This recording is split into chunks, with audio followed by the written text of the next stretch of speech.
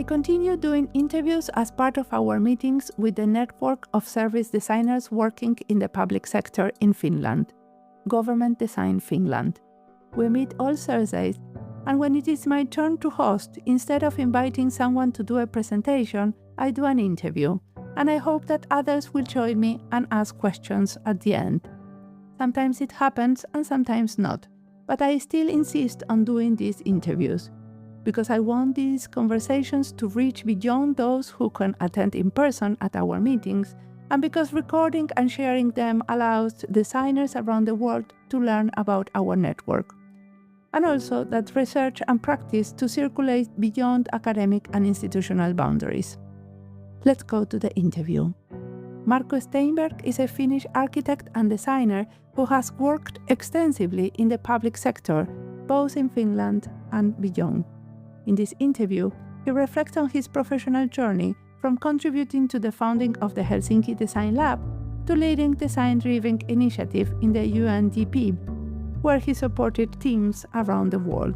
Today, he works as consultant and as a part-time professor at Aalto University. We talk about the course Design for Government, a pioneering program that motivates active collaboration between students, ministries, and public agencies in Finland.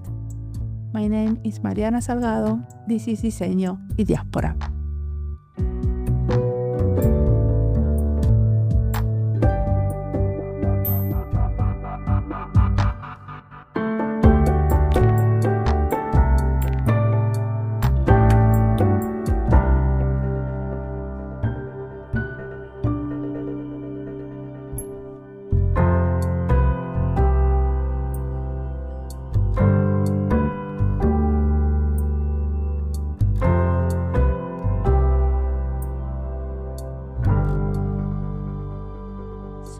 Marko Steinberg, and I was originally got my education in architecture. Let's start from there. We won't go back too long in time. And I remember studying architecture and having a kind of passion for architecture, but realizing fairly early on that I wasn't interested in designing buildings per se. Rather, what I was interested were questions about the quality of the built environment, around decisions, around brief. I mean, I think also as a practicing architect, I had frequently realized that as designers, I'll use designers in a kind of broad way, by the way, here. So I'm including myself in there, although I remember at some point in my career, meeting up with industrial designers that thought that architects were not designers, but we won't go there. No. We think that you are a designer. Yes, we agree on that. So we sort of share a certain similar ways in which we think about the world and how you sort of shape the world moving forward. But anyhow, going back to my sort of genesis, let's say, of this work, was a realization that while I enjoyed the built environment, I enjoyed buildings, I wasn't interested in designing buildings per se. And I think one of the experiences, for example, was as a practitioner was that we would frequently get the wrong brief. You get clients asking you to do something and you'd stop, you'd think about it, and then you go like, is this really in the interest of my client? Should we actually be rethinking the brief a little bit? So long story short, I got interested in how we shape the questions we ask and really taking a design approach to that. And I realized that the education I had was actually very well suited for questions that were complex, that cut across many domains of knowledge, that there was a kind of iterative approach that was well adept for things that evolved rather than things that were sort of predictable. And this got me to doing some work actually in the healthcare system. And at this point, I was in the US. I spent about 20 years studying and working in the US. And I pulled a team together, in a way, redesign healthcare delivery for stroke patients. Stroke is a disruption of blood flow to the brain. And we took really a kind of care cycle approach. That means thinking about from a kind of, what we would call a cradle to grave approach, from birth to death approach. What are all the things that lead up to a stroke? How does the system kick in? And what are some of the after acute kind of aspects, including, say, rehabilitation, et cetera, et cetera. And the hypothesis was, or the question we were asking ourselves was, if we took all the knowledge we have today about the condition and took through all the resources that were available, would we design the system, the healthcare system that we have today? And the answer was no.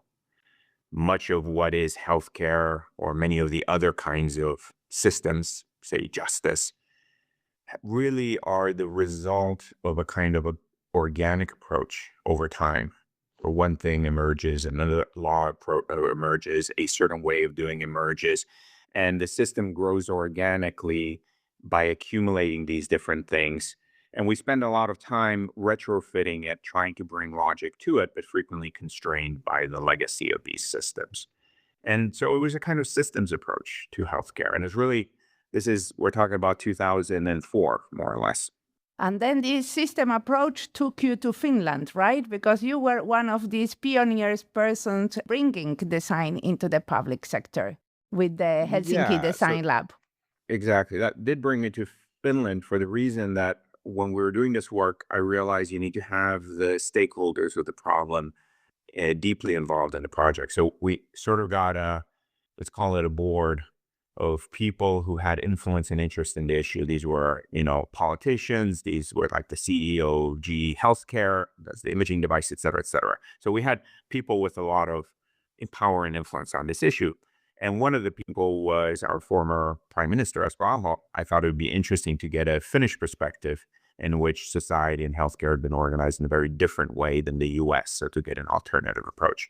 And I got a call one morning saying, the design stuff you guys are doing in the US, this is something that we would benefit from. So that was literally a 3-minute talk with my wife.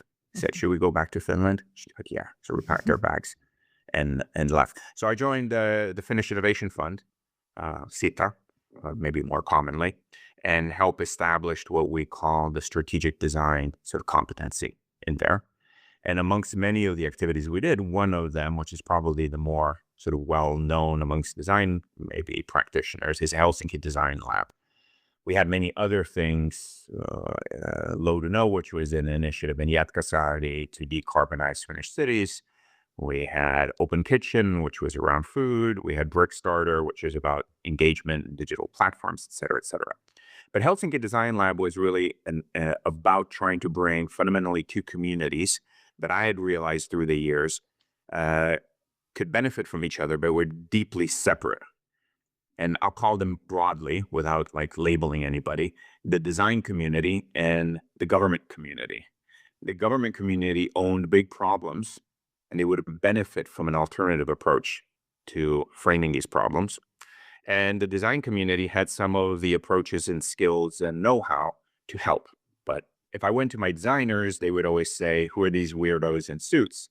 And then when I went to my government friends, they would say, who are all these weirdos wearing black? Yeah. They were two fundamentally different communities. So Helsinki Design Lab was the platform to bring them together, build a bit the science around it. We did publications. We actually drove some of our own initiatives, which we call studios. And one of the publications is this, the recipes for systemic change. Yeah. So maybe you could tell us, because we are always interested in recipes. Yeah. Are there any ones that you could change at this time, or what are the ones that you could continue to endorse? Well, maybe the thing that I think I would highlight from that was maybe two things. One is tries to synthesize and adapt what is fundamentally in design called the studio approach. So in architecture, you work in a studio. You're usually dealing with a challenge for maybe 6 months or a year.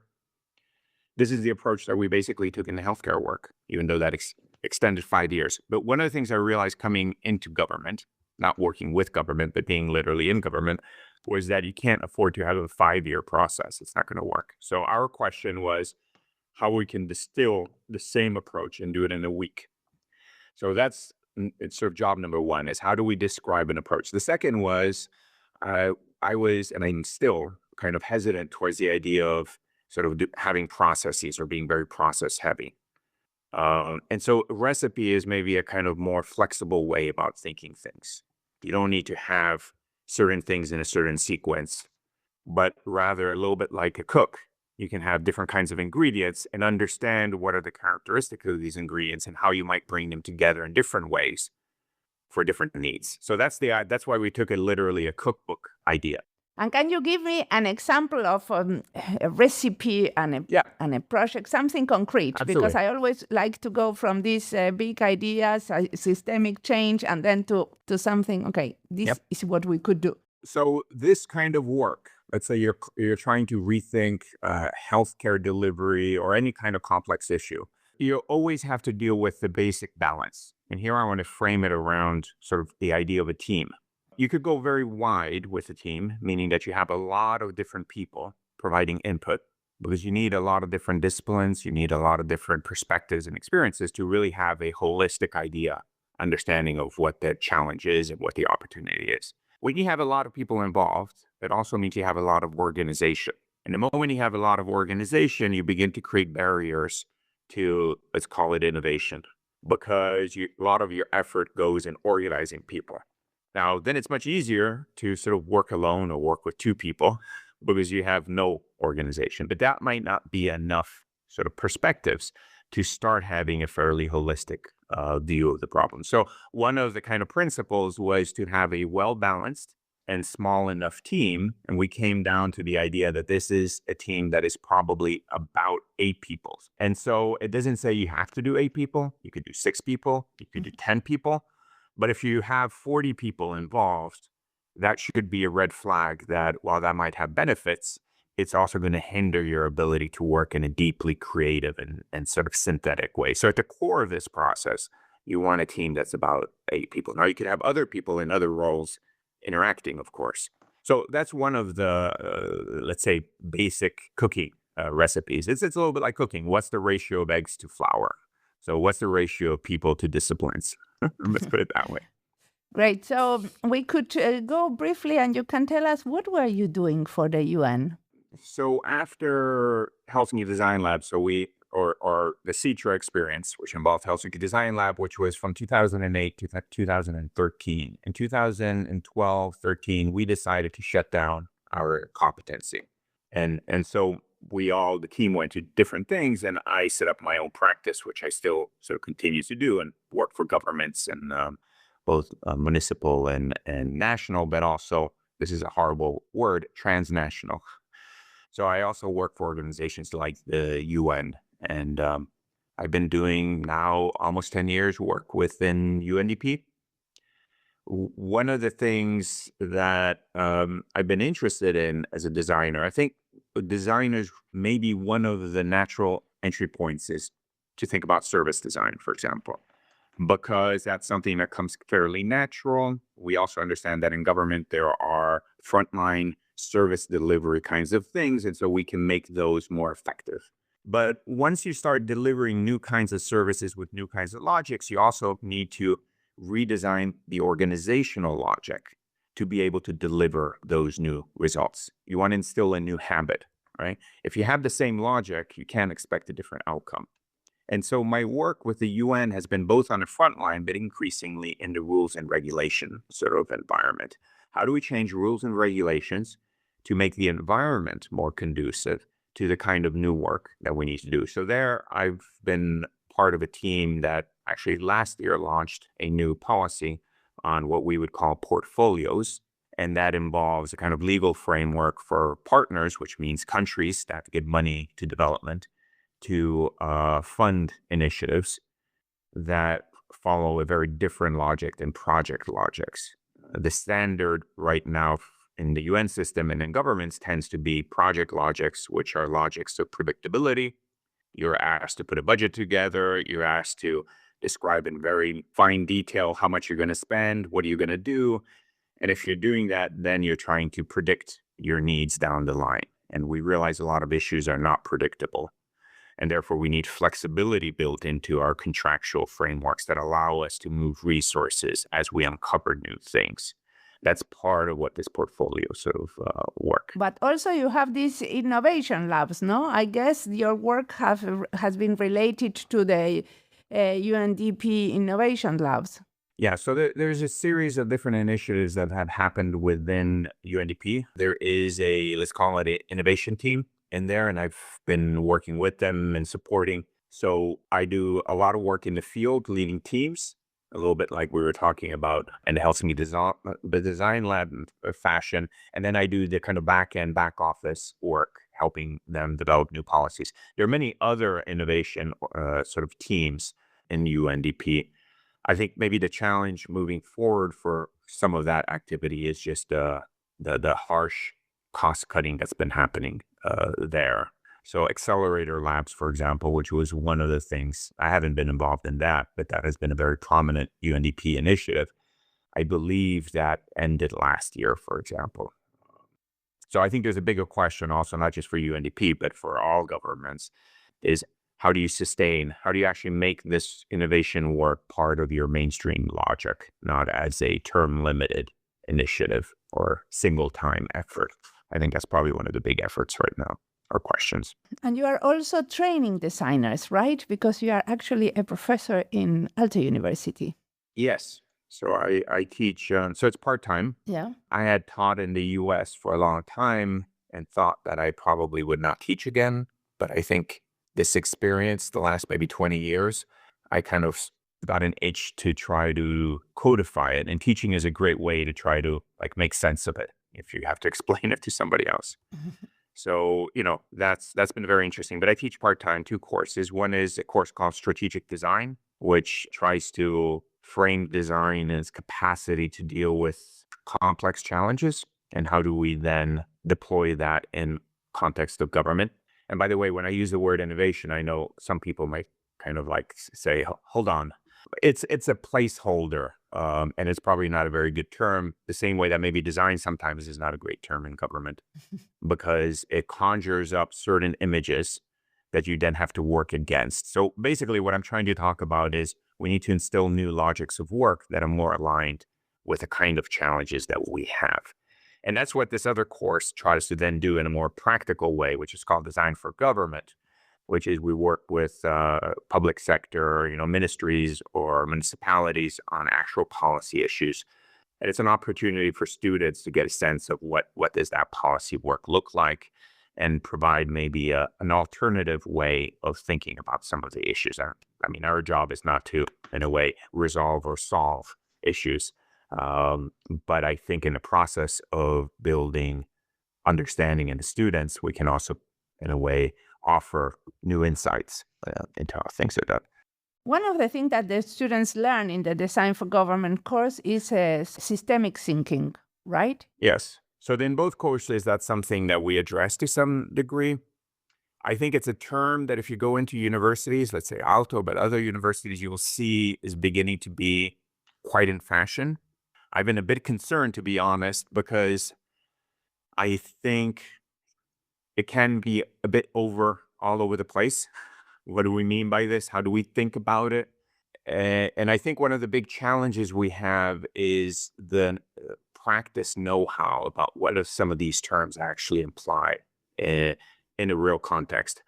So there's a mismatch between some of the practical implications of this work and sort of the theory of the theory of the theory, which can become quite esoteric, let's speak. But fundamentally what it's suggesting is 2 very basic ideas maybe we put on the table. One is that many of the challenges that sort of governments own or the public good owns don't fall neatly into the organizational boxes that we currently have. So even just take climate change, there are national security implications. There are, of course, energy implications. There's housing implications. There's environment implications. It cuts across. And so we have a structure of government that is working against that. Good stuff happens, but it's generally not because of our organizational logics, but it's in spite. So that's one, it cuts across things. And the other, to keep it very simple, is that these are issues that are not by nature predictable. And government is really built on the notion that things are predictable, meaning that decisions can be made when we understand the risks involved. And the word risk, if we think of it from a kind of economic perspective, means do we have the probabilities of failure or success? Which means, do we have past events that we can look at and say, yes, I think there's more probability of success and failure, and therefore it's in our best interest to proceed along this way. When we're talking about things that are complex and sort of systemic, they frequently are unpredictable. And therefore, we need to make decisions when we do not have all the facts, or the facts may change very quickly.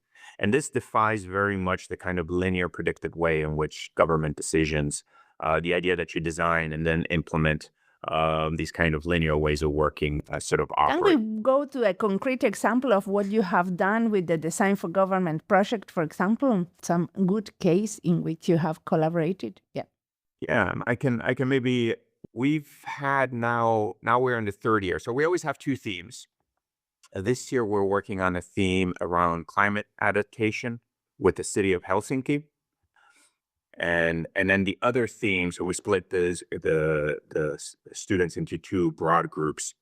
And the other theme we're dealing with is around continuity of care. So let me maybe describe just a little bit about both so you can get a little bit of flavor and I'll sort of stop. Yes.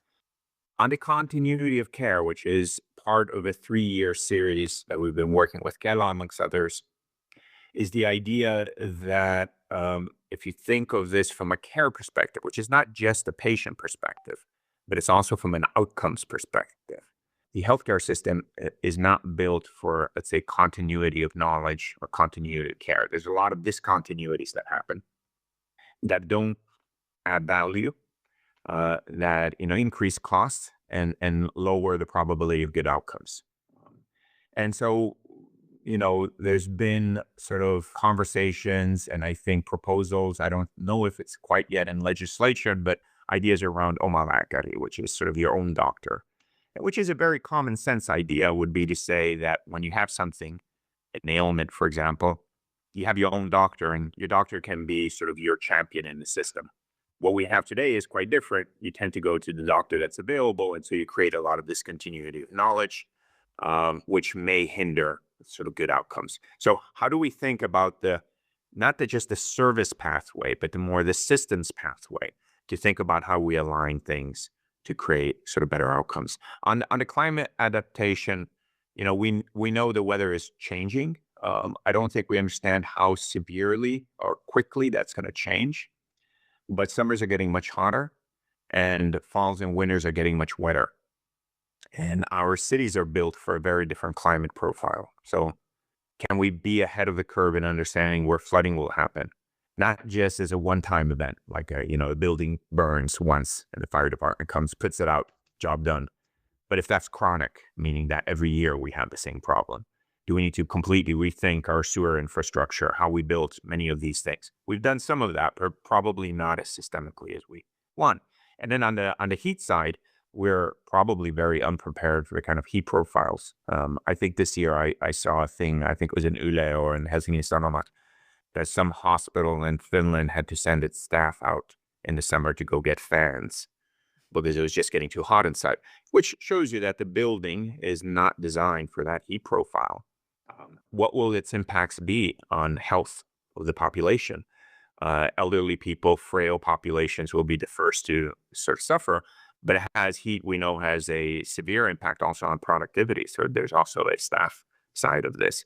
So you begin to realize that something just as simple as heat can have very systemic impacts, not just on health outcomes, but on, say, productivity of the economy, for example. So how do we think about these things and build a new logic in how we govern these issues sort of moving forward? Now, again, the students aren't going to solve these issues, but they will understand hopefully better how government works on these issues and provide some insights on some of these issues.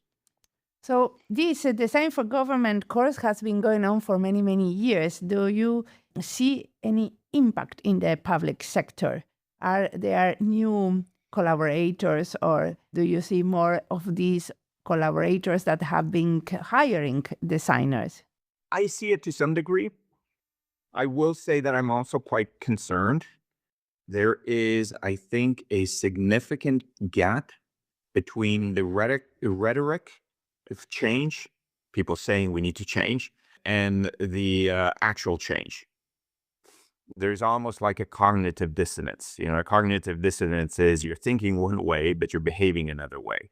And I think we find that here. I think there's broad acknowledgement that the world is changing fast.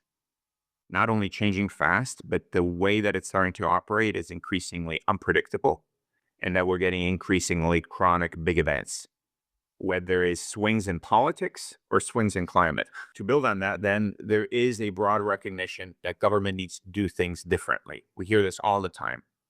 And yet, when I look at how government is behaving, I don't see that much difference. Of course, there are well-intentioned efforts, but they're not scaled in proportion to our rhetoric or I think what's coming. So I am concerned. I do see teams. I do see some hirings. They tend to be when that happens, they tend to be very sort of service-oriented.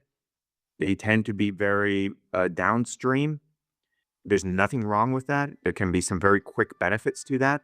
But I think if this kind of design capacity doesn't also affect upstream, then the danger is that we will increasingly just improve the efficiency, the experience of current logics rather than, in a way, develop new logics.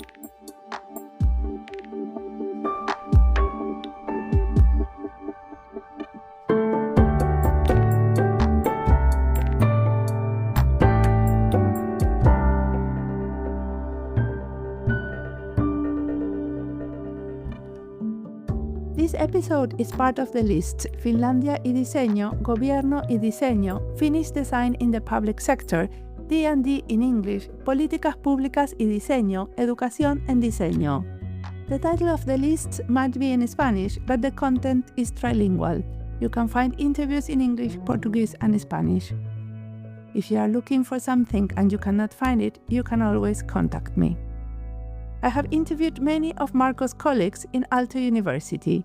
Nowadays, in the Design for Government course, he's collaborating with Nuria Solsona. I have interviewed her in the episode 4, one of the first episodes recorded 8 years ago. At that moment, we did not talk about this course. But I have also interviewed Ramya Maseh, who was a professor working in the same course. This is the episode 379. If you're interested in design in the public sector in Finland, I had made a series that is now a list of 10 episodes. And I will probably add more to this series as I am from time to time recording interviews in our meetings. Now let's continue listening to Marco, that he has much more to tell us.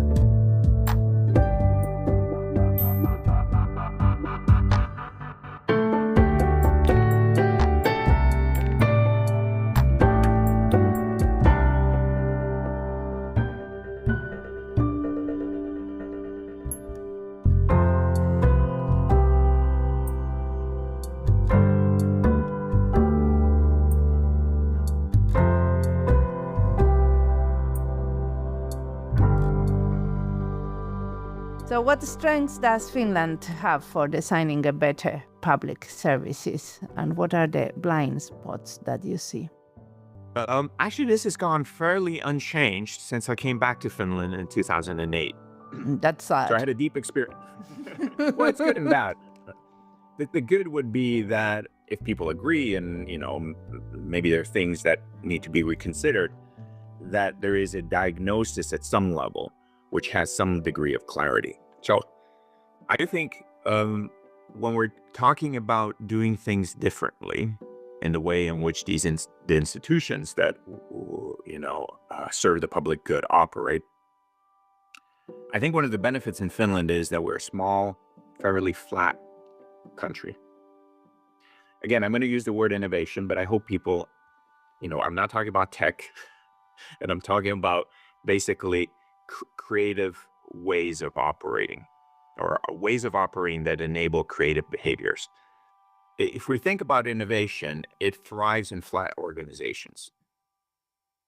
So think about when you go out with your friends for dinner and you have a very fluid, dynamic, interesting conversation. No one's really leading. One thing feeds on to the other. An agenda is kind of shaped as you go along. The more vertical an organization is, that in a way, and here again, I'm being a bit black and white, but there's a lot of evidence to point to this way, the less creative it becomes. It becomes much more disciplined in doing certain things a certain way. I would say the US, while there's a culture of being flat, from a kind of governance perspective, from a national perspective, there is a lot of vertical to it.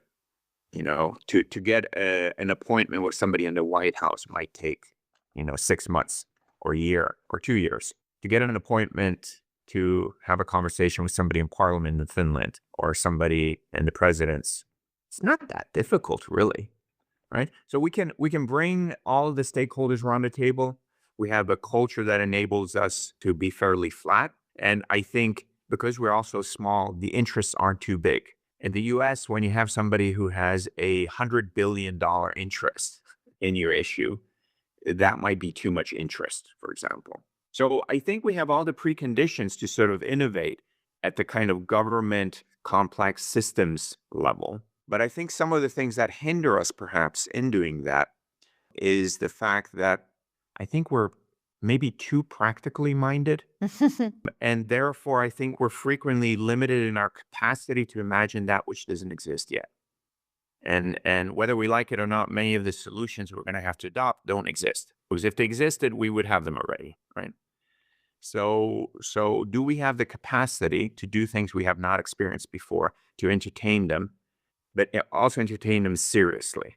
So I think that kind of hinders our experience. I think the thing that gives me hope is that the new generations of Finns, I think, are bringing more and more new kinds of experiences. We're coming from lots of backgrounds, increasingly more. And I think that's a very positive thing because it puts many different realities on the table. Doing so also puts many different possibilities on the table. So, yeah, we joke about the Swedish, about diskutera, that they talk too much. But I think if we shape conversations well and they're strategic, so they're not just coffee table chit chat, there's a real value for talking. Because it helps us understand what we actually believe in, what we actually think in, thinking about what do we think is actually possible and not possible. So I think that's a muscle we should continue to exercise more in Finland. I agree with that. So I'm having this discussion at least here. So there is a lot of questions coming in the chat. Please go ahead, Linda, Taina, Maria. So I will start. It was so interesting to hear from you, Marco, about the Finnish government possibilities and all the things that you have already made for Finnish government designers, and there is still so much possibilities that could be done. And I'm stuck in this in my own bubble, and I want to give hope also to all our community members that one small thing can change everything. How would you describe the roles that designers should and could take when it comes to building new laws in Finland and strategy work? What kind of tips could you share with us? Thanks, Dinah. Great question. Forgive me if I end up not answering all of it. Let me It's give a big one. my best, my best sort of attempt. I mean, I think this goes back to this kind of broader question about what is the role of design and should we be, upskilling people in government to design? Should we be hiring, et cetera, et cetera? So let me just say a few things from the bat because I did mention a little bit sort of how I think about creating an enabling environment. I think as part of that, we need to be hiring a new kind of talent as well.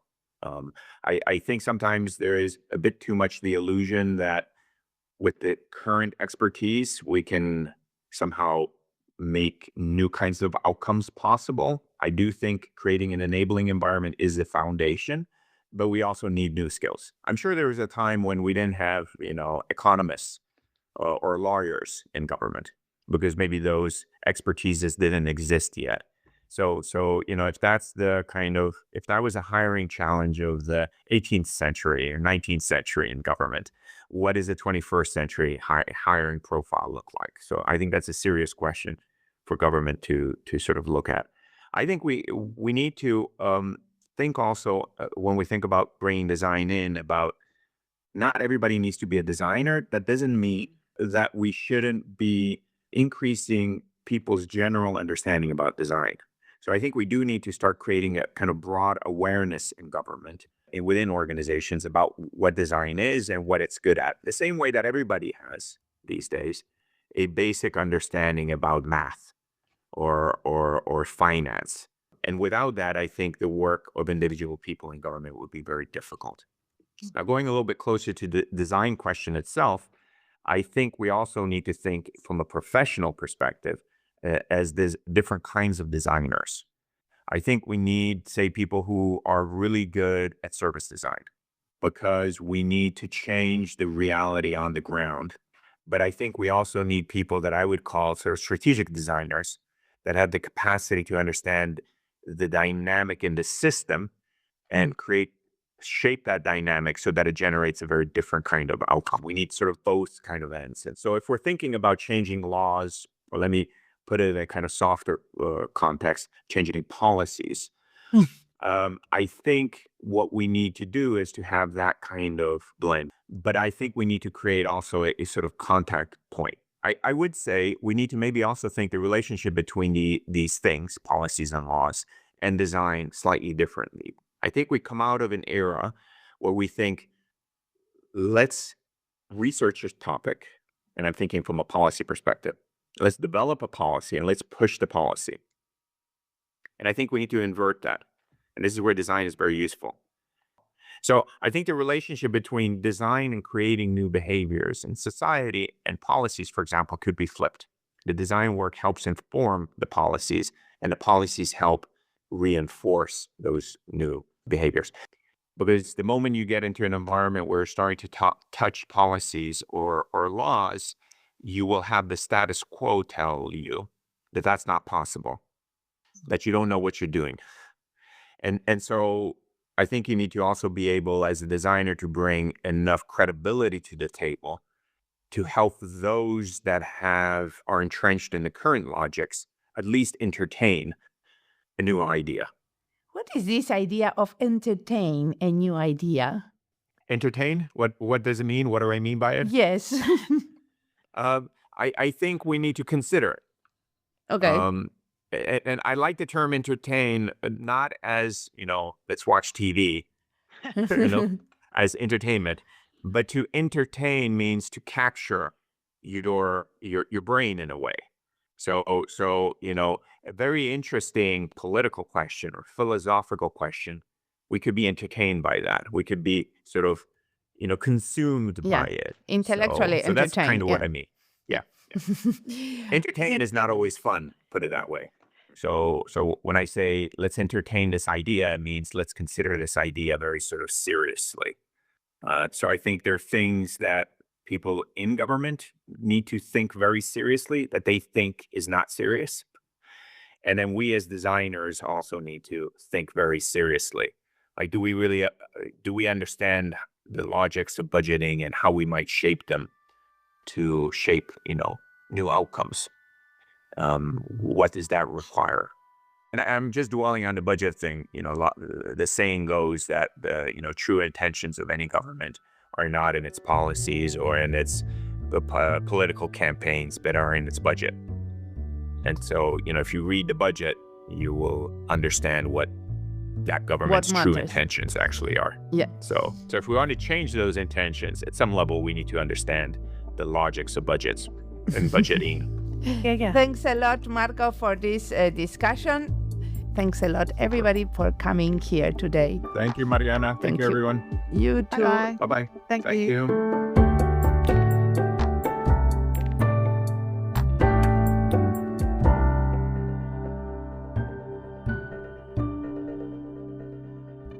People are naturally creative, but organizations often limit that creativity. There is too much pressure and urgency and not enough time to think.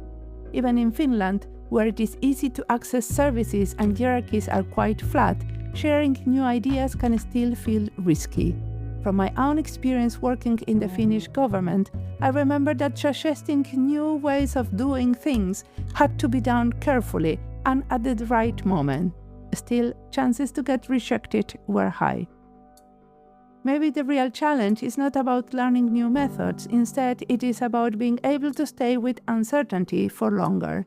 It means taking uncomfortable ideas seriously and slowing down enough to imagine new possibilities, ones that current systems are not designed to support. At the time when the government is cutting budgets, we actually need more creativity, more participation from citizens, and more decisions made together. We also need to value and use the imagination of civil servants. Thanks a lot, Marco, for the talk. It was an inspiring conversation.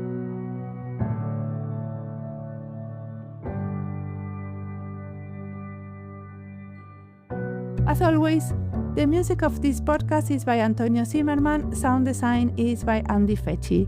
This podcast is published with Creative Commons licenses with attributions. This was Diseño y Diáspora.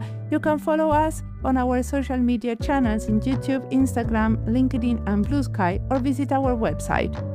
You can recommend us and recommend our books. Thanks for tuning in. We'll see you in the next episode.